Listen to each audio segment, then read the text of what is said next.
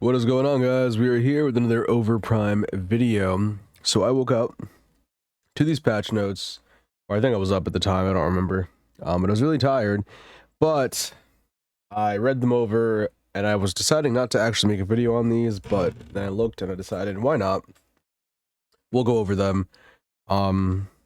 Yeah, these are the 9/14 patch notes, so it's coming out tonight. From the time you see this video, it's going to be at midnight, I believe, a little bit after when we actually get the patch. It's a small patch, but it is a patch nonetheless. So I was surprised. I thought we were going to get a patch just because the console CBT has just launched. So if you guys are looking for that as well, I do have some codes. Just stop by the stream and just ask, and I'll send you one. But yeah, anyways. I was surprised we got a patch during CBT. I thought they were going to kind of push it off. Nope, looks like we got one. And there are some changes in here, some really weird ones. So we're gonna talk about it. Hopefully this fixes some of the optimization issues like the desyncs and stuff for Xena as well as Countess. There is no note of that, but I heard someone say that Ranger said next patch was going to be fixed. Now by next patch, I don't know if they meant this one or the next one with Murdoch, but we will see. So Murdoch in 2 weeks, by the way. You guys, I know, excited for that. But yep, anyways, without further ado, let's go over these patch notes. Just the greeting message as usual. We got a new Grimmick skin, Hot Rod Grimmick, I imagine, or Red Chili Duo, I guess it's called. It's Hot Rod.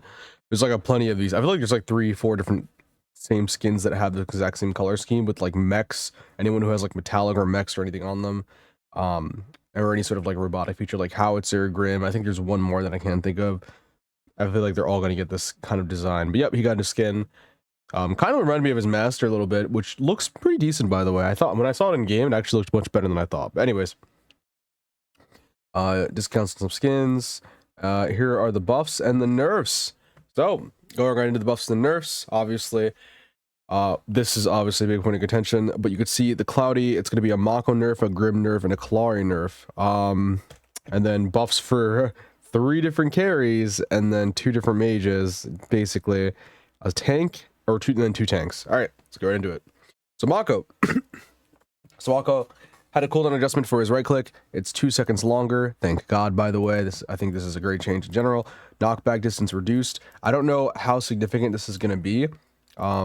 I'm curious on like, because you go pretty far, so I'm very curious on what the knockback distance is now. The skill area has been reduced for his Q to make it harder for him to heal. I think this is kind of, I guess this is for the damage. This is probably what it's like aiming for, but it's going to make it harder for him to heal. I think they missed the mark on this one. Instead of reducing the skill area, they should reduce the range significantly to make it harder to throw at opponents. That would just solve half of like the issues that you were facing with Mako right now. That would literally solve almost all of them out, honestly. I wish they would fix that. But anyways, Hero's health cost adjusted. He now has a max level. Early on, he takes more health to heal, and at max level, he takes more health to heal as well, just by 5. Not too much, but it's still going to matter. You should be going down to machines first anyways as a support, regardless. The mana cost is going to go up as well by 15, so he actually has to use mana, especially early game, 15 more mana per. Hopefully he'll actually run out of mana now. I know a lot of Makos just stack mana though, so yeah. Basic health recovery adjusted. Sorry. Wait, 145. Oh, so the health recovery is just way lower. I didn't know this actually. Wow, that's a significant change. What is that, like 45? 45, yeah, that's actually crazy. 45 extra health. That kind of sucks because like I feel like the support capabilities, it honestly feels a little lackluster in comparison. It's just the damage that you're getting out of it. I'm a little disappointed that his healing is getting such a significant nerf, but I guess with stopwatch, it's not going to be as bad. It is a little upsetting though. Health recovery amount based on max health is now at 2.6. So it was a base 190, and now it also scaled off of max health. So now it's getting a 0.8 reduction, pretty significant, of course. Heroes and 3 or more heroes also getting a nerf. We're not going to go over these. Just like, you know, if you hit more than 3 people, which is very rare, but if you do, their recovery is also nerfed substantially. And the base damage has been adjusted by 30, this is a really good change. This ability should do like 0. Honestly, I feel like the base damage should be like 80 or 60. This ability should do no damage. I want my supports doing supporty things. I don't want them one-shotting me. Mako was a very, very good brawler. Now his coefficient was raised, it looks like though, from 0.3 to 0.45. So it does more damage based on if you build full power. but you shouldn't be doing full power. The base damage is still really low, so that's good. So his supporting capabilities make him more of a support, but if you go full damage, you still have that coefficient. Now I'm not sure how much damage you're getting from it, but it looks like it's still overall a massive nerf. And then the mana cost has been adjusted for his fly skill. Honestly, the cooldown for this should be raised. I don't know what it is now, but I just know he's able to get away from every situation. And then his R has also been adjusted for the cooldown. It's 20 seconds more, so you can't just spam it. It was 70 seconds before, so pretty short. We reduced Monko's combat power in the early lane phase and increased his ultimate cooldown to make him think harder about when to use it. So obviously they were trying to redirect the power towards more of a support. I think the problem is that they don't have a good vision of what they want their supports versus tanks versus ADCs to be. So like, especially with these two characters, literally Grim and Mako, they have this insane range and do decent damage. Well, Mako is because it's proc based, but regardless, his range is too far, has too many escapes, and can heal on top of that. It's like, there's just too many things with this character. So they are tuning it down a little bit, which is nice, especially this right click I think is one of the most important changes, as well as the distance. These two changes are insane. Everything else is kind of whatever. I don't know why I don't want them to nerf the heal. I think that's just a misplay. The coefficient raising, it's whatever. Again, if you're full power, you're going to do damage, but the base is really low now, so it probably doesn't matter. Again, this should have a cooldown increase. This is a good change as well, but I think the best change here literally is the right click. It just makes it so he can't spam his peel as much, because it is really annoying, especially when you're trying to 1v1 him. I see this guy mid all the time in casuals, never, but it's still so annoying to deal with him. I hate this character. So glad they're nerfing him. Wish they would kind of adjust the issue of his range, but regardless, good change. Grim getting a nerf. Displacement blast, the knockback distance has been reduced, and the firing speed has been reduced for his Q, which is just the little thing that literally knocks you away. And then the tracking orb for his ult has also been, his launch speed has been adjusted so you can block it easier. They said that they reduced Grim displacement bomb firing speed and knockback distance so that it's easier to see and predict, reducing the tracking orb travel speed to make it easier for allies to intercept, which is a good change. I think this is a good change overall. I still think, again, a range issue. I think the damage still needs a nerf, but also the range that you shoot it at is a problem. And also the cooldown probably needs a little bit of a raise. But like, the range is the biggest issue. These two characters are still going to be annoying and broken because their range is absurd. And another nerf, another nerf, Kaliri. Now, I know it's crazy. I see a lot of people saying this character is broken. This character does less damage than Zena, Sereth, Countess, Shinbi on average. She can full combo a carry. Even with these changes, she probably still can. But she's always been the hardest to play out of those three. And she has received some massive nerfs this patch. I don't think this character by any means was like some S tier broken character. She was pretty easy to counter, but her ganking potential was really good, especially because of her long invisibility windows. I think those need to be adjusted more than anything else. They did tackle her movement speed with these nerfs, which we'll go over, but I don't think this character is ever OP. Like, obviously in good hands, this character can be crazy, don't get me wrong, anyone can. But she's not doing things like Zena or Sereth or, any high damage assassin, even Countess. Like, she was harder to play than all those characters, and her damage it wasn't like better than them in the result that she got that off. It was just as good or even less. So it is unfortunate that she is getting massive nerfs, even though she's pretty easy to punish, and you will see why. Oh, well, I guess it doesn't say it here. Her passive was removed. So they removed it because they wanted to have a kind of like clear community consensus of every passive being ended in the game. So her and Rampage's passives are removed. So she no longer has her triple jump, double jump, triple jump. So unfortunately, that is a massive nerf to Kaliri. That made her able to gank easier. It made her able to take 1v1s way easier. Honestly, she was a 1v1 king. She was really, because you could just double jump and then just throw your knife and then ult and then double jump again, throw your knife again. You can't do that. Now you just go in and you just die because there's no way to get out anymore. And then also your ganking potential has extremely lowered because now you can't double jump over terrains, which was massive. So yeah, she's been nerfed super heavily just because her passive has been removed. I know a lot of people said it didn't matter. It mattered quite a bit. I didn't even use it to the full potential that it should be, but her passive was amazing. And now that it's nerfed, or now that it's taken away, it sucks. I wish they just kept it in. I know they're trying to keep it, like, they already released the passive and now they're taking it away. It's just going to feel awful. If you liked Kalari with her triple jump, it's no longer a thing. I'm glad I didn't make a video. I think I was about to post a video of Kalari. I was going to try to play her. I don't think I did. I'm so glad I didn't, because Jesus Christ, they took it away. So it would have been just like, oh, they removed it anyways. So sucks, but whatever. Anyways, let's go on to her nerfs. So her base damage for her brand, for her knife, her brand, has been adjusted. So the damage has been significantly lowered. And her physical power coefficient has also, I believe, been lowered. I'm pretty sure 0.18 is 0.7 because it's supposed to be 0.70 if I'm not mistaken. Anyways, lowered or rose, I don't know. The brand's damage has been adjusted though. From the base damage is lower, but the actual brand damage, which is I think the proc, like the little thing she puts on you when it explodes, has been raised. So all of her power from the initial knife has been lowered, so she no longer can do her poke play style. And now it has changed to she has to actually ignite the brand to get the damage off, which I think is a change that makes sense to make it less annoying for like against new players. But this just makes her so less viable in a lot of cases. Her damage being completely gutted, it makes it so you have to all in, and she no longer has her triple jump to do it, like to get out.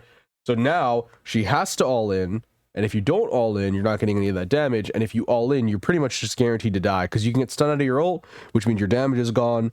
Your initial damage is bad, so you have to proc your brand, which is pretty easy to do, but again, it means you have to all in every single time. So pretty massive nerf. Her coefficient for her brand proc has also been risen as well. It's to 0.72. So faded light skill movement speed has been adjusted by 10%, so she moves slower. I think this is a good change, actually. I feel like her movement speed was a little nasty inside of invisibility, especially because it lasts for a long time. I do think that the duration of invisibility needs to be lowered significantly. I feel like you could be in that thing for like 10 seconds, and like the cooldown should start when you exit invisibility. That's why it shouldn't start. I'm pretty sure, to my knowledge, it starts as soon as you press the button. It should start when you exit the ability. Now, I think that's how it works. Maybe it doesn't work like that, but I feel like I've been hopping in, like I can hop through visibility cycles, and obviously wards completely counter her, but it's like you do get a 20% movement speed, which is now a 10%. So it is a pretty massive nerf, but regardless, I still feel like, especially if you don't have the wards set up, if your support isn't around, because you can't just buy awards anymore, but you do get a free one, but you get one, you can't buy like multiple. She's able to kind of juggle around her invisibility cycles, which was a problem, and it still is going to be a problem, but she just does less damage, so it doesn't matter. It just kind of sucks. It's going to feel bad, but the movement speed, I think, was a good change. Just the 10% nerf, definitely something that was necessary, because she was zooming around. Her physical power coefficient has been nerfed on her dash, not needed at all. I think that was a complete misplay. Her magical power coefficient has been rose, which doesn't make any sense, because again, doesn't do magical damage. This doesn't matter like at all. Her evil Val skill as well, cooldown has been increased to 95 seconds. Maybe this did need a cooldown increase, because I feel like she was spamming it, but at the same time, I feel like that it's definitely not the best ult. Like, compared to like Seret's ult or like Zena's ult, or even Countess or Shinbi's ult, this is probably the worst assassin, hell, even FaZe. Like, this is probably the worst assassin ult in the game. And it's getting a nerf. I like, Shinbi's ult got a pretty massive nerf, but it still does considerably more damage than Kalari's, but it takes more to stack, I guess. But she can't really be stunned out of it, because you can just use it again, and it's super easy to land. It's a lock-on. Zena's just makes you not take damage, and it does a lot more damage. Or actually, I think it does less damage than Kalari's, but it's super easy to like get off. Seret's ult literally gives her a whole form that makes her do a shit ton of damage. And then Countess's ult does more damage. So it's like, I feel, and you can't be interrupted from it either. But like Kalari's, you can be stunned out. So I don't know. I feel like it's just weird how Kalari, I guess if you count Chimera too, his ult does a decent amount of damage. I don't think it does more than this though. But this takes a long time to get off. I feel like they should half the duration of her stun, because her stun, it feels like I need to play this character as a tank and just ult people and keep them in place. Like, it feels like her assassin identity, it's just so much weaker than the other assassins. Like, when you compare her damage to Zena's or Seret's or Countess or Shinbi, those are the four main assassins that you can think of off the top of my head. that like are supposed to be assassins, her damage is so much lower. Like her ultimate does like more damage technically for full damage, but it's easier to kill her. You can get out of it, you can dodge it, you can cleanse yourself out of it. She can be stunned out of it, and she has to stand there for like 3-4 seconds, whole seconds. Sereth can one shot, Xena can one shot. Countess or should be she can't one shot, but it's super easy to build up and then get a one shot basically with her ult. Especially if she builds it up on someone else. Countess can one shot. So like then you look at Kaliri, she has to brand, teleport, ult, brand again. And then she has to proc the brand the second time. I don't know if that's enough to kill somebody. Maybe it is with Spirit's Fang and stuff. But it's just, to me, it's like, wow, I don't know, man. I think this is insane. Just weird changes all around. I don't think she needed these nerfs heavily. Maybe there was a couple that could have been implemented, but like, even without these nerfs and her double jump still being in the game, she still did less damage than every other assassin for a full combo in the same time that they could do it. Well, like Xena, maybe if you counter ult, because that technically, it takes a little bit to go off, but she doesn't take damage during that. But Kaliri, when she ults, does take damage. No damage reduction to my knowledge, and she can get stunned out of it. Xena can't get stunned out of her ult. She gets insane amounts of damage and shred, and she gets a free dash going into that. That makes it just basically an insta-kill. And then she gets a dash to get out of a situation right after, and she can purge or whatever. It's just, and she has like better mobility. So it's like, I don't know, man. I think this is just a misplay when you compare her to the other assassins. But I guess a lot of people are playing her and using her well. So automatically for them, if they see play rate, it means nerfs. But then we still have characters one-shotting, but Kaliri isn't. It's just a weird, I don't know. I just think it's a weird play. We are adjusting the direction design of Kaliri's R&B. Currently, Kaliri's been able to use Brand from long range to deal high amounts of poke damage, which is not in line with her melee assassin role, to make her fit the role of a melee assassin better. Brand's base damage has been drastically reduced, while damage amplification against targets by Brand has been greatly increased. The cooldown for Evil Val skills has been adjusted to make her think hard about when to use it. So yeah, basically, she needs to all in. And they say this when, like, again, like I said, you still have characters that can attack from long range or get in easier. That's her problem, is that she can't do any of that stuff. And I feel like when they play Kaliri, they see that, but it's just a weird set of nerfs. Anyways, let's move on. Faye R&B skill has Tion damage reduction effect removed. I didn't even know it had this. I'm curious on how much damage she's going to do to Tions now, but it's cool. It was difficult to damage enemy heroes in early lanes fights, so just the effect of Vora's skill to make it easier to kill Tions on faster lane than before. It's kind of funny how they say it was difficult to damage enemy heroes. Then there's like, but we made it so you can kill Tions faster. It's just like I know what they're going for, but it's just kind of funny seeing like these are two completely separate things, like what they're trying to accomplish, but it's just funny. Now we go into the changes that I hate. Now give me a second, I need to take a sip because this is I hate all these next couple of, well, there's one change that I do kind of like but also hate at the same time, but I'll go over that. But let's start with this terrible changes here. Murdoch, his lock-on skill, which has been notoriously known to be super annoying. This is the one that I believe that is an automatic lock-on, has a coefficient raise, so he does a little bit more damage with it. Not sure how much it's going to give him. So he gets more damage from his lock-on, automatic lock-on skill. His bombardment does more damage, costs a little bit more mana, but has an increased firing speed. Now I hope this firing speed increase isn't instantaneous, because I hate this ability. This ability is just annoying. It's just Murdoch spamming this ability. I don't think it's good or anything, but it can be super annoying.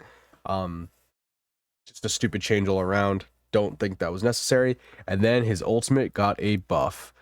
I don't know why they thought, hey, carries are crazy, let's buff buff the carries. These changes make no sense to me at all, especially his poke.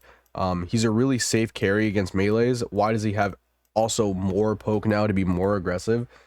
And it doesn't seem to have any nerfs either. Doesn't make any sense for like movement speed. So yeah, he does more damage. I would be okay with these changes if they added a movement penalty, a bigger movement penalty, but that doesn't seem to be the case. So additionally, we've increased the physical power coefficients all around the board in order to make purchasing physical power items more valuable, and adjusted commensurate bombardment E skills firing speed to make using the skill more worthwhile. So yep, he got a buff. No idea why, don't think it was necessary. But yeah, have fun dealing with it a little bit. It's not the biggest change ever. I just don't think it was necessary. The bombardment doesn't really matter. It's going to be more annoying, but the ult change as well as the increase in the damage of his Q doesn't make any sense to me. I just feel like that was just a misplay.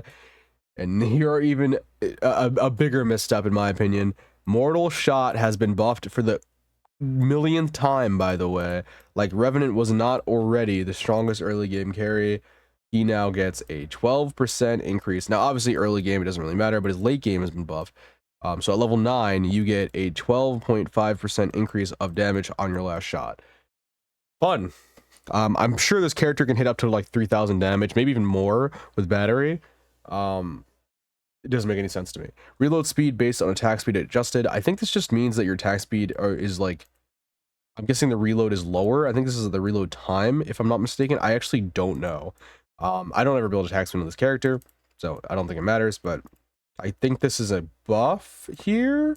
Not entirely sure. Again, I don't know the values for Revenant, whatever. And then his ult also got a gold change. It's 50 more gold at level 6. 11 is 175 and 200 at max from 100 gold. And then he gets more shredding power because already the best early game shredder for tanks decided that he needs 5% more damage. I don't know the scaling for this. This is for, oh, his ult. So I guess the initial hit on his ult, I think, does 15% now instead of 10%. So when you ult a tank, you're going to take 15% of their HP, I think, instead of 10. I think that's how it works. Maybe it doesn't. We've adjusted the Mortal Shot R&B skill damage and reload speed, as well as the Abysmal Prison skills damage to tanks by adjusting its true damage to make Revenant more relevant in the late game. Additionally, we've doubled down on Revenant's Bounty Hunter theme by increasing the gold earned by defeating enemy heroes with Abysmal Prison. Again, the gold changes are fine, whatever. That's cool. Reload changes fine, whatever. That's cool. Don't really know why he gets more true damage off the initial hit. If I'm not mistaken, that's how it works. Doesn't make sense to me. Whatever. But this change, please revert this. I hate that the fact that he already does a shit ton of damage with his last shot. It's whatever, but it's like it's overdone. I feel like an extra 70 is like enough, but he gets to 122%. It is just absurd.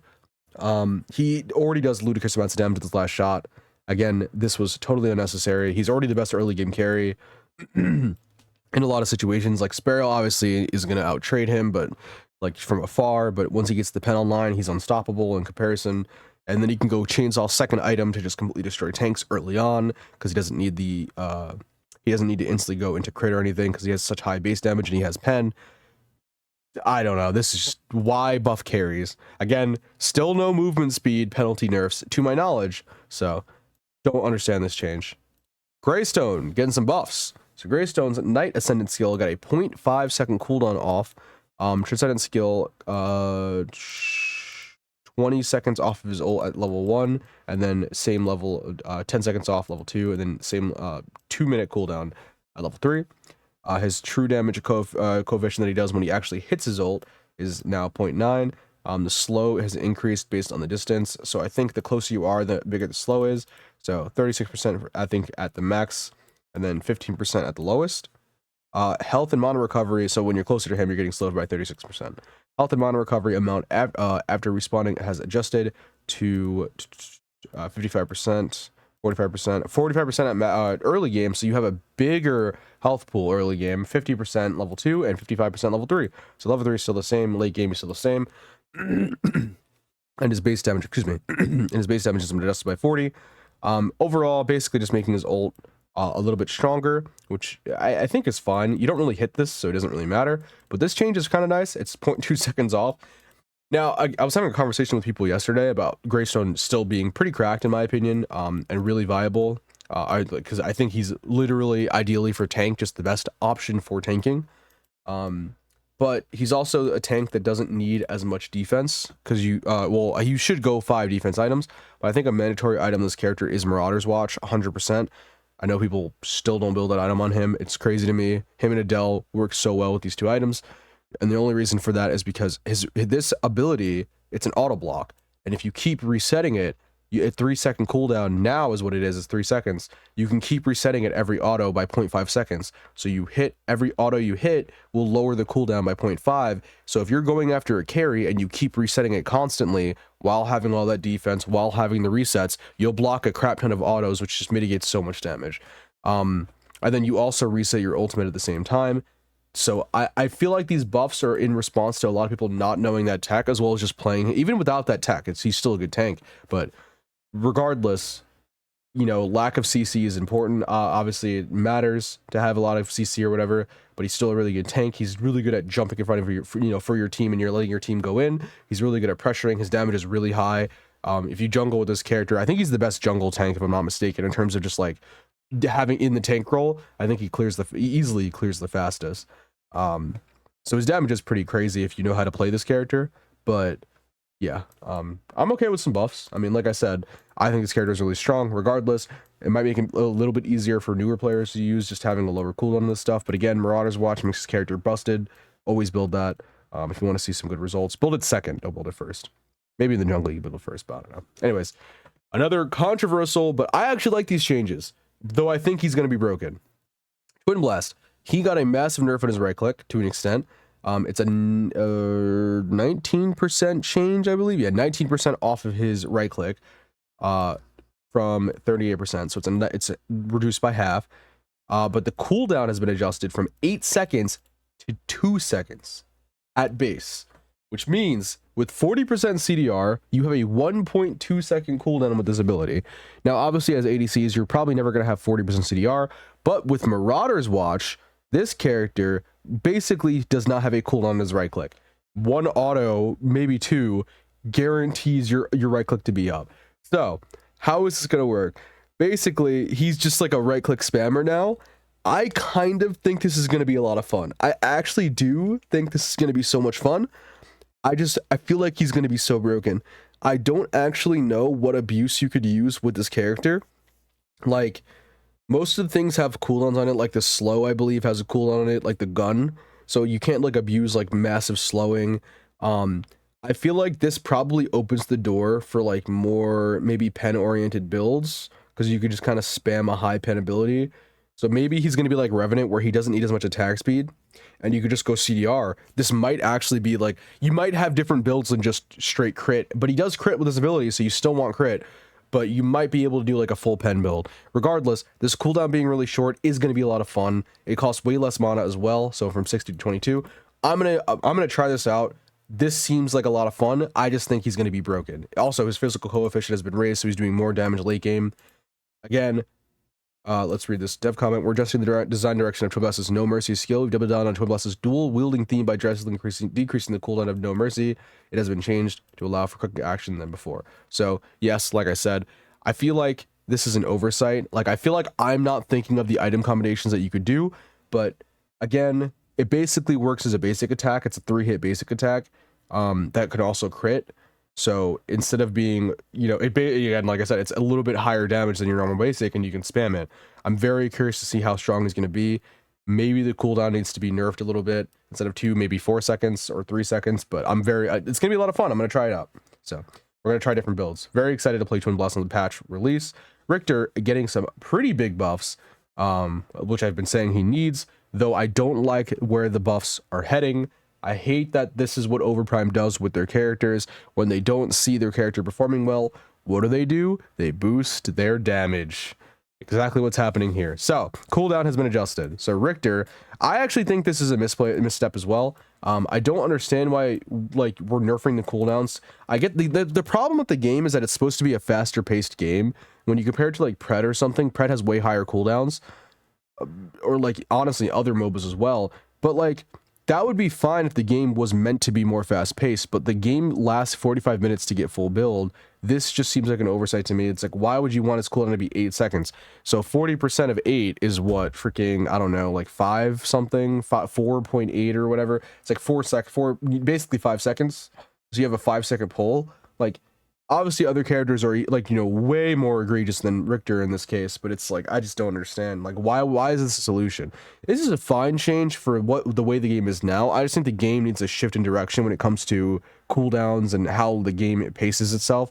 But if they want it to be super fast paced, that's fine, but you need to kind of adjust it so, like, it's not as strong as it is, because you're raising the damage for this ability, which doesn't make any sense.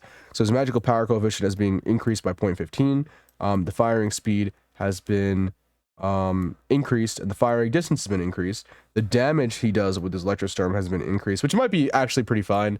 I think this change is probably good. I feel like he doesn't do enough damage with the Electrostorm, so this is a decent change. 3 extra damage on each hit, super nice. But the coefficient was also raised, so it's now, instead of 0.35, it's 0.48.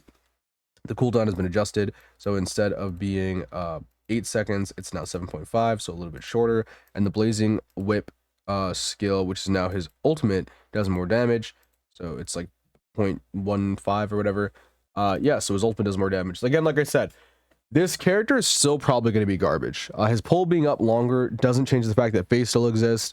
He doesn't have extra defenses than phase. He still is just a walking free hit, but it will make him more viable.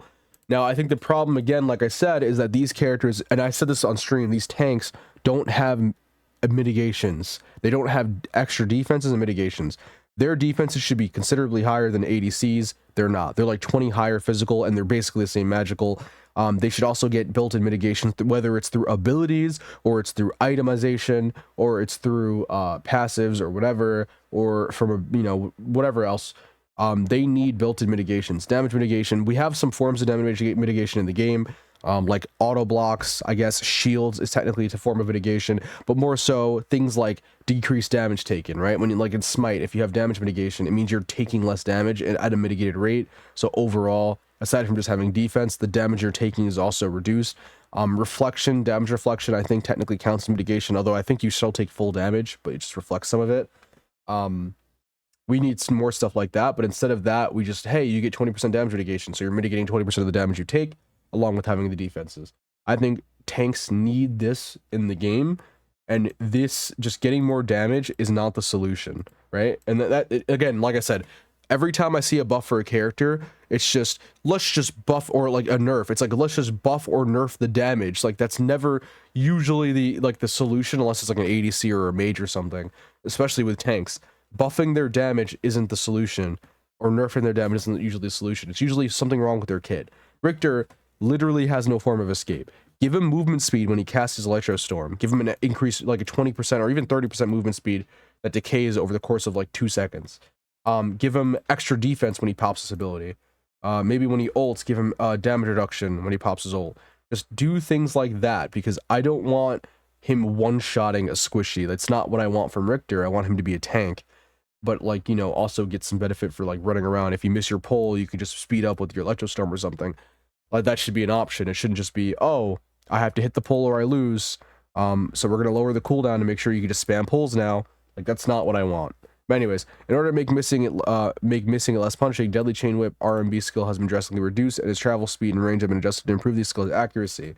Electro Storm, E, and Blazing Chain Whip skill damage has been adjusted to make it more effective when attacking enemies. So, like I said, buffing damage is not the solution. We need actual proper scaling for tanks, as well as mitigations and stuff added into the game as a stat that you can build. Like, we have tenacity and stuff, but like, I need like actual damage mitigation, please and thank you. Items that help mitigate damage as well, just like the reflection items, stuff like that. There are a couple of other items that do that as well. I think there was the gravity inductor, the physical item, 70 power, 300 health. I can't remember what it's called. That item is also technically a mitigation item, which I always love building. But there's also a gold problem with supports and solos as well. So getting gold is just kind of hard. So just need some changes. I think, again, shift in direction. I think it's just oversights again. We're just basically in like a weird power meta, but like there tanks exist, but there's just a lot of damage being put out by even people who are not damage dealers. So Countess gets a buff. Her magical power coefficient on her right click is increased by 0.5. Her recovery is increased by 2.5, and by for heroes, and 2% for minions and monsters. Her Shadow Ripple, which I think is her teleport, has been reduced by a second, and her Blood Ripple, which is her main damage, I believe, has been increased by 0.3, I think.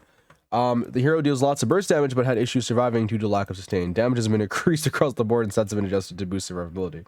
I just think it's funny how they say damage has been increased across the board to help with their survivability. Yeah, surviving, you kill them, so you survive. It was just funny. This character does not need a damage buff, by the way. I think the damage buffs are completely ludicrous. I feel like they saw that this patch, Countess play rate has, like, or win rate has been just plummeting, and it's not due to a damage or survivability issue. You can play mind games with your opponent and dominate as Countess. She's just always like this, like, insanely oppressive character. It's not that, though. It's that the issue with her is that she has this massive, I hope it's fixed in this patch, a massive desync when she teleports. I heard there was no desync on PS5, according to some users on Discord. I'm not actually sure if that's true or not, but on PC, she has a massive desync, which causes her to, when you teleport, you just end up in the place before you're actually there, so you can move around, but you can't see yourself in that position. Just like Xena, it's a little wonky. I don't think there's a way to prevent it on Countess, though. To my knowledge, it is really bad. And I feel like they saw that for this patch for the last 2 weeks, and they're like, yeah, we need to make sure we buff this character. Like, no, fix the desync. I don't think this character needs buffs at all. Now, about her survivability, though, I think they should need to buff this to like 20%. She should heal 20% of the damage she deals to heroes. On top of that, they should buff it to minions by like to 30 or 40%. She's supposed to heal like crazy. Now, I know that sounds like a lot, but hear me out. Like I said, she's supposed to be healing. Like her identity is like a vampire where she can also heal. She used to heal a lot when she got kills. She doesn't anymore. When she does damage, she should be healing, especially with anti-heal. She should be healing a lot on going in. If she's low and she decides to go in, she should get a bulk of healing due to going in. You could still kill her super easily outside of her ult. So I feel like her getting a massive heal when casting her abilities just makes sense. Just make her similar to Shinbi. Make her like an actual assassin who can heal like crazy. I feel like these changes aren't going to mean much, but maybe they will. But again, 2.5% increase on something that's already not healing you pretty much at all is just minuscule. Again, the boost to survivability in any of these cases, the only thing that's boosting her survivability is the fact that her teleport's up earlier, which might be super annoying, by the way, with full CDR. But this doesn't, again, to my knowledge, I don't think it's going to mean anything. Well, I guess we'll see. This does more damage, I guess, which is nice, but like I said, we're going to need a bigger value than 6%. I'm assuming. We'll see, though. All right, on to item balance changes. Treya's band increases all health recovery effects by 40% from 30, so a 10% increase. And then the are resetting, so 50 magical defense, 50 less health, 2 regen still, health regen, and cooldown is increased to 10% from 5. Love this change. This is fine. Less health, but more cooldown. Easy W, as well as the passive being beggar. I actually build this item quite a bit, so I love this item because I go nanomachines into Treya's band, or like I eventually include Treya's band for the boost of healing. Really good if you have a Muriel or Mako or Narbash or anyone who could heal you on your team. Very, very good item in general, just for the nanomachines. I'm glad. Good buff. I like it. Keep it up.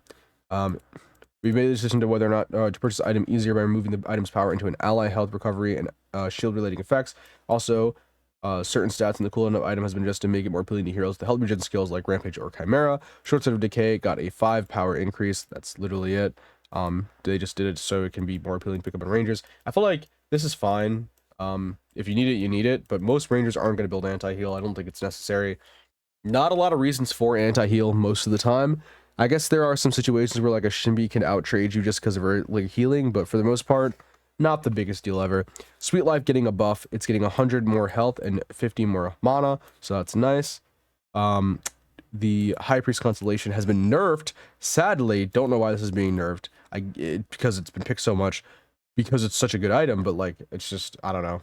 They need to make the support items better. They also, this problem is every support builds this regardless of what support that you are. Like Muriel and Decker both build this, versus no one is gonna, this got buffed if you want to know, but this got nerfed. No one, or not everyone could build this in support role. FaZe, Decker, they can't build this.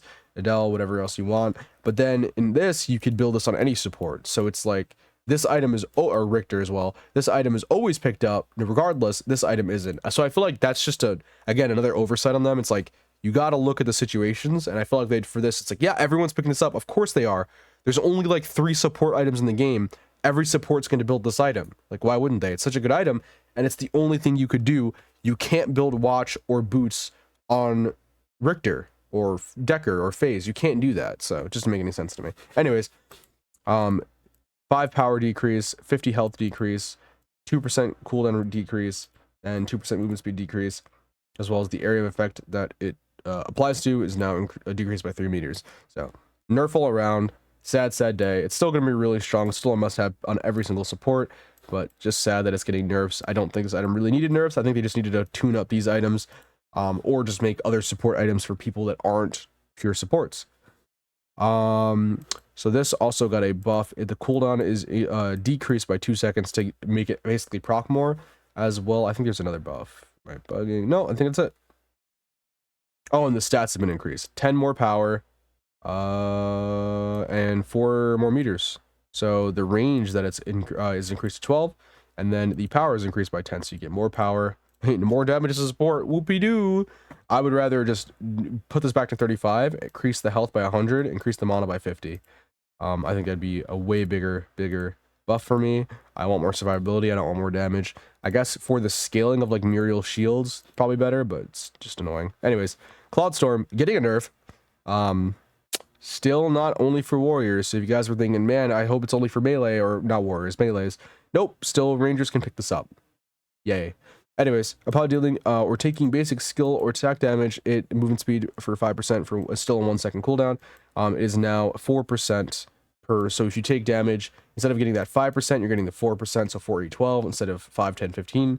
So 3% nerf. Still the same time that it takes to stack, regardless. And then the effect stacks up to 4 times.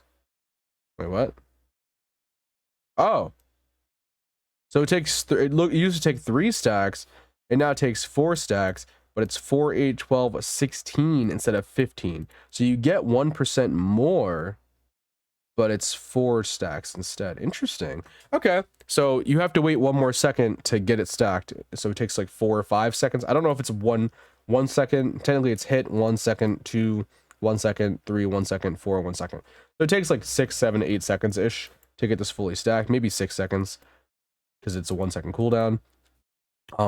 That one-time increase might actually be pretty decent. It also has a 5-second longer cooldown, so it's going to be up less. It really doesn't matter. Most assassins are going to pick this up pretty much first or second regardless, just because that first engagement's going to matter a lot, where you're trying to go for a kill on the carry, and this procs to like move around. You're not really worried about resetting it in a team fight. But yeah, so this got a nerf. Again, Rangers still shouldn't be able to pick this up. I don't understand why they still can use it. Same with Spirit's Armor, which also got a nerf, by the way. Spirit's Fang. Upon dealing damage, skill attack, it's 75% every 2 seconds, whatever, move speed 10%. 15-second cooldown, it's now 70%. And then the area that it applies to. So this item, actually, if you hit somebody, it would chain to the enemies around them, and it would apply to them, so minions and stuff, so it would mass clear. This distance has now been reduced to 4.5, so 1.5 second nerf. After the item's effect was changed, it could now apply effects to enemies that were far away, making it a more appealing purchase. However, this led to certain ranged heroes performing too well with the item. Don't know what, aside from Sereth, Kwang, like, who are they talking about? Kalari? Oh, Kalari. They're talking about Kalari. I was so confused. I'm like, who are they talking about? Sereth is like, she's a key winner. This is like the best Sereth item in the game. It's not even a first pick for me. It's a second pick, but like, this item is so cracked on her because you can E, and then, or you can ult and you can E and get so much damage out of her ult. It's like 700 damage at max build, or 800 around there. And maybe with their ult, maybe they take more damage. I actually don't, I never thought about that. Maybe they take more damage with their ult, but it's like 700 damage basically. It's absurd. So you're doing 700 damage with this item. You're doing a little bit less. They're probably doing like 680, 670, 650 maybe. But you're still getting a massive amount of damage out of it. Same cooldown. And I'm assuming you could still proc it with your E as Sereth. I don't think there's like a distance for her. I don't think it matters. Kalari, same thing. You still can proc it. Just a really strong item overall, like, regardless. Still a must-have. Nerfs don't really matter. Spirit's Armor, getting a nerf of 5% attack speed and 1% movement speed, and a gold increase of 100. Literally, doesn't really matter. Every ranger is still going to want this. I actually don't build this item. I think this item is garbage, because Claw, but, like, if you get stunned, you're dead anyways, or if, like, an assassin goes on you, you're pretty much just dead. Most assassins don't give you time to use this. I know a lot of rangers like picking this up. This item is just really weak, especially if you go Crossbow first. Like, I see these people building this item first. Go Crossbow, man.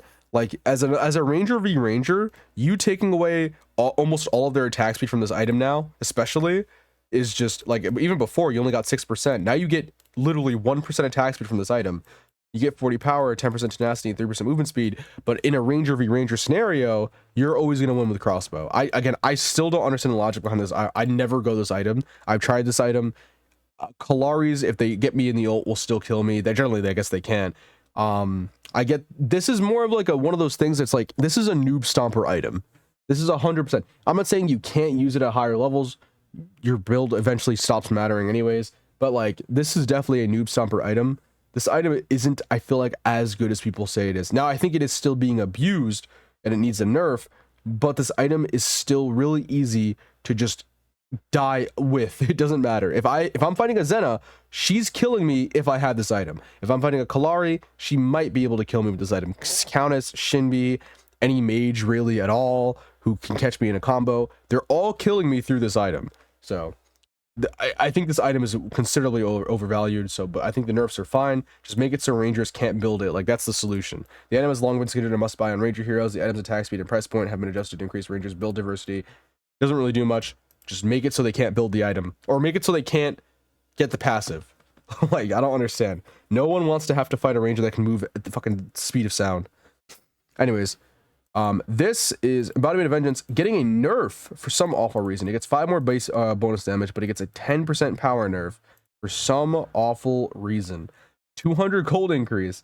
This item was intended as a core item for basic attack reliant magic damage heroes. Literally 0 of them, by the way. Grimix is not one. There's literally 0 of these characters that they speak of. Grim is a ability caster. Iggy, an ability caster. No one really wants this item. And the reason is, in high level play, in lower level play, which is every game, you could use this item. But in higher level play, you literally cannot auto attack. If you try to auto attack, it's because you're being jumped. That is the only reason this item would see any value, and at that point, you'd hope to blow them up in one shot. Every single person that dominates, I've only been beat by this item like once. Like, it's only been significant once. This item is just, it's a noob, again, another noob something scenario where I feel like you're just aggressively, like, you know, playing against someone who doesn't know how to hit their abilities or something. If I'm playing, for instance, I'm playing Howitzer and Abelica's walking up to me trying to auto me, I'm gonna knock her up, blast her with a rocket, and instantly just back up so she can't auto me. Then I'm gonna blast her with a rocket again. Then I'll blast her with a rocket again, then she dies. Like, you're not gonna get to auto as much as you think, which is also why I feel like the one item, what is that, 400 power, or sorry, 400 mana item, it's like the auto attack one, the orb that gives you so much damage. I feel like those items are overvalued just because in higher level play, you don't actually get to sit there and auto your opponent. So this item being nerfed makes 0 sense to me. I think it's honestly a whatever nerf, but it just doesn't make any sense. Like, this playstyle doesn't work in the right scenario that you think it does. You can't sit there as a mage and auto attack. If you're doing that, the enemy team is bad or you outnumber the person that you're fighting. The only 2 scenarios. You should not be able to sit there and auto trade with your opponents at all, whether it's a jungler, whether it's a mage, whether it's an ADC, especially not an ADC. You should not be, even a tank, you should not be auto trading with those characters. You should be poking them through your abilities and trying to get autos in if you can, just for like that glove proc, and then backing up. You should not put yourself, because if you're in auto range, you're in danger. Regardless of the character you're playing, auto range equals danger for mages. You're not like carries. Carries get to have consistent damage where they can keep hitting. Auto range for mages is dangerous. You're a poke character. Every mage is supposed to be poke. Belica, Howitzer, Wraith, Grim. I can't think of any more. The only ones that are different, I guess, Shinbi and Countess are the only 2 different ones, but they don't use this item, obviously. But like, most mages are poke characters, even Phase to an extent. They're all poke characters. They are not meant to sit there and auto attack. No one has been, even Grim has not been designed in a way where he can sit there and trade autos. It's just not how they're designed. We don't have a character like that yet, even Wraith or Grim. They are not like that. We need a character like that. This item is not broken. I don't understand. Anyways, sorry. Next item, Crossbow. I'm like ranting. I just think all these changes are stupid, by the way. I think it's like one of the worst patches for like the design philosophy for all these items. This is what they want to do, though. So this is their game. I just think it's stupid. Anyways, Crossbow got a nerf to an extent. So the stacking increase is now 9 power from 10 power and stacks 4 times instead of 3. They've done this a couple with it, like 2 other things up there, I swear. So it's 9 times 4, which is 36, versus 10 times 3, which is 30. So you're actually getting 6 more power, but 10 power decrease. So doing the math, you literally get 66 power instead of 70. Literally everything else is the same. It takes longer to stack. Doesn't really matter. I don't know if Twin Blast can stack it with his right click, which is still broken if he can. But Sparrow insta stacks this. Twin Blast insta stacks this. Murdoch has a little bit trouble stacking this. Revenant doesn't build this. Drongo has a little bit trouble stacking this, but it's still fine. But every carry who builds this regardless, you should build this item first regardless. You're still getting 66 power. It's less in the first couple of hits. It's just after you get the 4 hits off, then you have 66 power.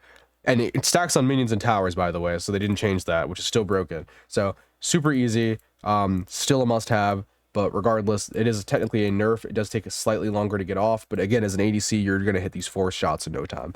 Literally still gives 30% attack speed. I'm glad they didn't touch the attack speed. That would have been really awful, but 10 power off, just to put it in the stacking power, it's still just, it's 4 power less. That's literally it. Everything else is the same.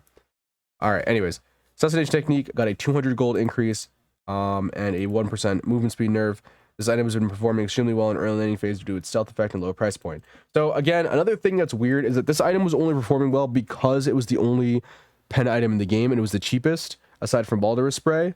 Now that they've added the items back, this item is not a must-have. Although I am glad they increased the gold because it was still, for me, I was always like, man, I kind of want to build this.